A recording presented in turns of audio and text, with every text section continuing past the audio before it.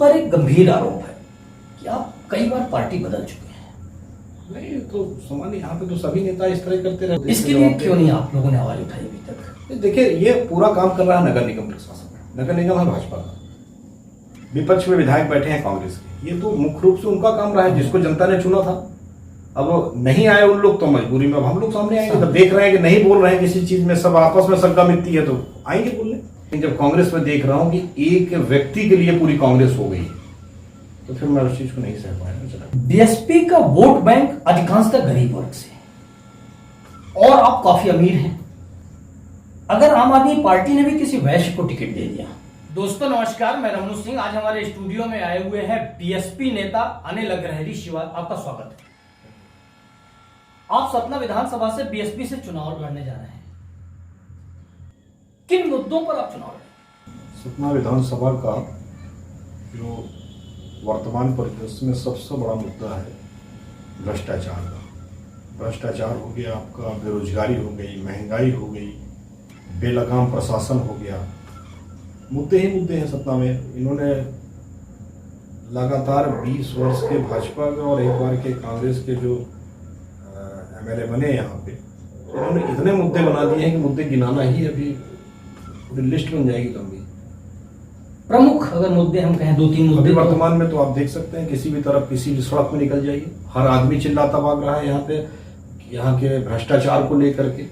पूरा शहर को ऐसा खोद डाले हैं कि जैसे न जाने क्या करने जा रहे हैं। और आप देख लीजिएगा, ये आज नहीं कल खोदा पहाड़ निकली चूहिया वाली स्थिति बनेगी। ये जो 4-4, 6-6 इंची के पाइपलाइन से शहर को ये निकाल देना चाहते हैं, शहर की गंदगी को, तो ये अच्छे इंजीनियर के सोच के बाहर का मामला है शहर का ये। और ये मुझे ऐसा लगता है कि आपको 2-4-6 महीने में, साल भर के भीतर उसको दोबारा खोदते मिलेंगे।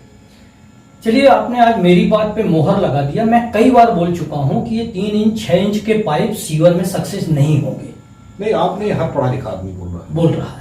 तो इसके बावजूद ये भ्रष्टाचार के लिए इससे अच्छा माध्यम नहीं मिलेगा। दूसरी चीज, आपने बोला कि सड़कें खोदी गई हैं। सांसद के घर के सामने जिस दिन सड़क खुदती है उसी दिन सड़क बन जाती है।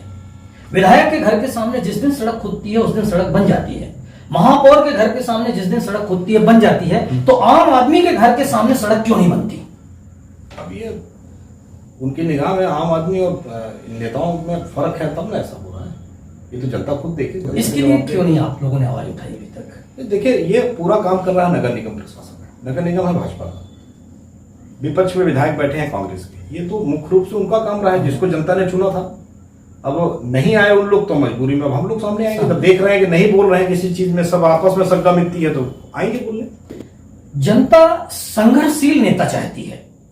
बीएसपी बड़ी बड़ी समस्याओं पर भी मौन क्यों है? जैसे पिछले 1 सप्ताह में 3 दिन पानी सप्लाई नहीं हुआ। आज भी पानी सप्लाई नहीं हुआ। 2 दिन पहले पानी सप्लाई शहर में बंद था। इसके 2 दिन पहले पानी सप्लाई नहीं हुआ। 1 हफ्ते में 3 बार बरसात में पानी सप्लाई नहीं हुआ।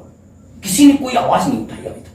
अब ये चीज तो मेरे संज्ञान में नहीं आया। अभी हम लोग की बहुजन के लगातार भोपाल में मीटिंग चल रही थी, हम लोग उसमें 1 हफ्ते में 3 दिन मैं बता रहा हूं आपसे कि पानी सप्लाई पूरे शहर में नहीं है। मेरे संज्ञान में नहीं आया तो मैं निश्चित बोलता हूं। बिजली बार बार बंद हो रही। बिजली समस्या बहुत ज्यादा बनी हुई है। आप शहर के किसी न किसी मोहल्ले में आप पता करिए, लाइट बंद होगी। ये सुनियोजित ढंग से बंद कर रहे हैं। कभी इस मोहल्ले में, कभी इस मोहल्ले में, कभी यहाँ 1 घंटे, कभी यहाँ 2 घंटे। अपना देश पूरा भगवान के ऊपर और आस्था पे आधारित है, और आस्था को और भगवान को ही सहारा बना के भाजपा आए थे। मुझे लगता है कि भगवान ही चाह रहे हैं इनको वापस करना। तभी आज आप पानी की भी समस्या बता दे रहे हैं, तभी आप बिजली की समस्या बता दे रहे हैं, और सड़क की समस्या आ गई। इन्होंने जिस तरीके से आस्था और भगवान को खेला था, इन्हीं के साथ ऊपर उल्टा खिलवाड़ चालू हो गया है। आप पर एक गंभीर आरोप है कि आप कई बार पार्टी बदल चुके हैं। नहीं तो सामान्य यहाँ पे तो सभी नेता इस तरह करते रहते हैं। और मैं पार्टी बदल करके किसी दूसरे दल में जाके कोई पदाधिकारी नहीं बन गया था, ना मैं दूसरे दल से कोई चुनाव लड़ा था। मैं बहुजन से 10 साल पहले चुनाव लड़ा था, और वापस जब दोबारा चुनाव लड़ने के लिए यदि पार्टी का आदेश हुआ, अभी कोई ऐसा नहीं हो गया कि मैं उम्मीदवार हो गया हूँ। यदि पार्टी ने मेरे को प्रत्याशी बनाया तो मैं बहुजन से आ रहा हूँ, किसी दूसरे दल से नहीं। तो पार्टी बदलने का रीजन कोई? मैंने कब का मतलब कैसे पहले बीएसपी बदला, बीएसपी में थे, फिर आप कांग्रेस में आए। ठीक है, कांग्रेस में मैं कांग्रेस में रहा हूँ, कांग्रेस के प्रति जो मुझे कुछ लगी संघर्ष की चीज, मैं कोई कांग्रेस में कोई सरकार नहीं थी कि मैं सरकार के साथ चला गया था। नहीं, सरकार की बात, मैं कांग्रेस में संघर्ष करने के लिए ही गया था, लेकिन जब कांग्रेस में देख रहा हूं कि एक व्यक्ति के लिए पूरी कांग्रेस हो गई है, तो फिर मैं उस चीज को नहीं सह पाया, चला। बीएसपी से चुनाव जीत जाएंगे तो क्या आप बीएसपी में ही रहेंगे? ये जो आपका प्रश्न है, राजनीति को देख करके कई चीजें कई जगह इस तरह हुआ है, खरीद फरोख्त की चीजें होती हैं। अभी मध्य प्रदेश में खरीद फरोख्त की सरकार चल रही है। आप ये विश्वास माने कि आपकी ये चैनल की चीजें रिकॉर्डिंग में रहती है, कोई ऐसा तो नहीं कि आज आया और चला गया।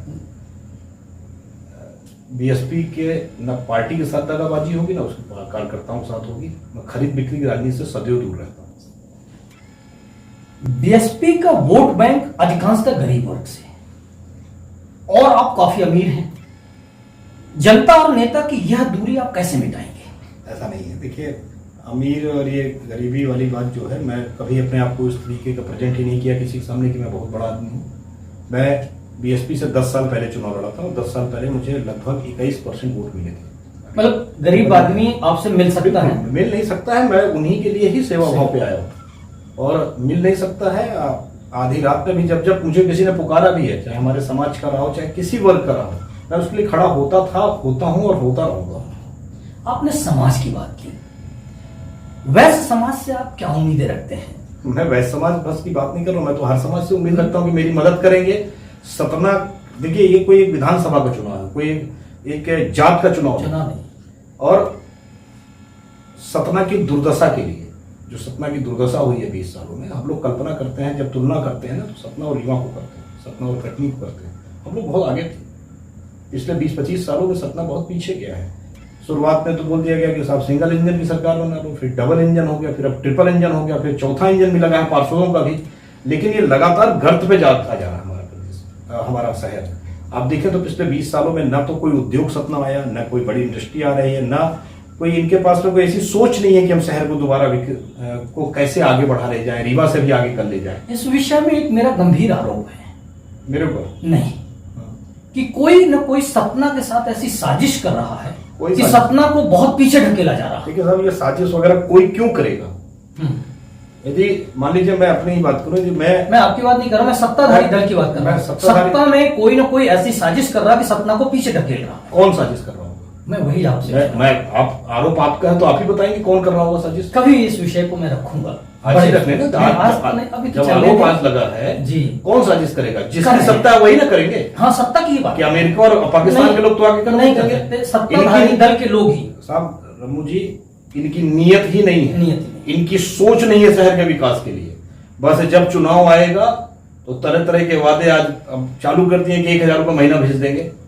ये क्या करना चाह रहे हैं? लोगों को 1000 रुपए के लिए पहले तो महीनों लाइन पे लगवाए, 1000 रुपए दे करके तो उल्टा अपमान कर रहे हैं। लेकिन कई लोगों को तो मिला ही नहीं, दूसरी किस्त आई नहीं। कोई ये होगा ही, चुनाव के बाद तो एक भी नहीं आ रहा है। ये झूठे लोग हैं। विंध्य में बहुत ज्यादा जातिवाद है। दो जाति के लोग किसी भी दल से खड़े हो जाए, लोग उसी साइड जाते हैं। मैं इसलिए पूछ रहा हूं कि वैश्य समाज से आप क्या उम्मीद रखते हैं? मैं जातिवाद पे विश्वास नहीं करता। वैश्य हूं, वैश्य के प्रति क्यों मेरा आदर है, मेरे हर जाति के प्रति आदर है, लेकिन मुझे नहीं लगता जातिवाद है। अगर आम आदमी पार्टी ने भी किसी वैश्य को टिकट दे दिया, तब क्या परिस्थितियां? आने दीजिए, दिन आने दीजिए, देखेंगे, उनका भी स्वागत। आपकी फाइट किस दल से? ये अभी किसी दल, देखिए सब, मान लीजिए बीएसपी ने आपको टिकट दिया, तो आप अपनी फाइट किस दल से मानेंगे? देखिए अभी किसी भी दल का कोई प्रत्याशी नहीं। कांग्रेस का तो तय है, कांग्रेस का तय तो बीजेपी का भी आने दीजिए। हाँ। और ये मेरी फाइट, ये तो मैं कुछ कह नहीं सकता। हम तो अपने वोट भर के हकदार होते हैं, बाकी तो जनता होती है। जनता तय करेगी कि हमारा किसके साथ फाइट है कि नहीं है। ये यदि कोई मुगालते पे आके कहता है मेरी फाइट उसके साथ में है, तो ये बड़बोलापन है। अगर आपको मौका मिलता है तो आप सबसे प्राथमिकता किसको देंगे? किस चीज को ऐसी प्राथमिकता देंगे? एम्प्लॉयमेंट को जी, एम्प्लॉयमेंट को। लोगों के पास में ज्यादा से ज्यादा लोगों को कैसे कोई बड़ा से बड़ा उद्योग लगवा दूं सतना में, कि जिसमें सतना के एकदम से 10 से 15 हजार युवकों को एकदम से नौकरी मिल जाए। वहां पे मशीनरी और किराए का ये ठेकेदारी करने की बजाय यदि यहाँ के नेता भी चाहते तो यहाँ पे जो बड़ी बड़ी फैक्ट्रीज नहीं, यहाँ के लोगों को एम्प्लॉयमेंट मिलता। यहाँ पे शिक्षा का स्तर सुधारना बहुत जरूरी है, यहाँ पे चिकित्सा का स्तर, बहुत सारी चीजें हैं। प्राथमिकता तो मेरे को खुद सोचने में लग जाएगा कि मैं पहले क्या काम करूं, क्योंकि हर चीज बिगड़ी हुई है। अभी आपने यही चीजें थी बता दिया कि एक हफ्ते में 3-3 दिन सतना के लोगों को पानी नहीं मिल रहा, तो इससे बड़ी बदकिस्मती क्या होगी। एक और हम लोग कहते हैं स्वच्छ भारत, न जाने क्या क्या अमेरिका से लेकर दुनिया में डंका पीट रहे हैं, और यहाँ के लोग 3-3 दिन पानी नहीं पा रहे हैं। तो ये सब सारी तो प्राथमिकताएं हैं। चलिए, बहुत बहुत धन्यवाद आपका, आप हमारे स्टूडियो में पधारे, तो खुलकर आपने चर्चा की।